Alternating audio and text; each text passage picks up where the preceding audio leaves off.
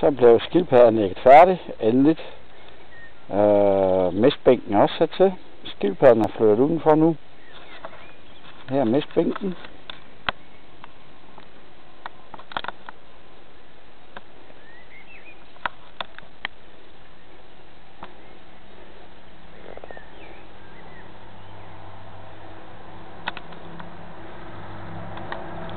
Der er lidt Sankt Hans urt, som man kan spise af også.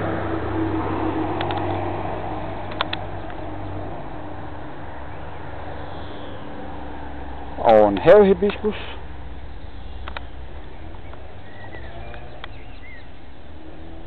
Og masser af ukrudt, som I kan se. Nu går vi lige over til mistbænken og kigger. Der har vi Jasmin. En lille russisk landskildpadde.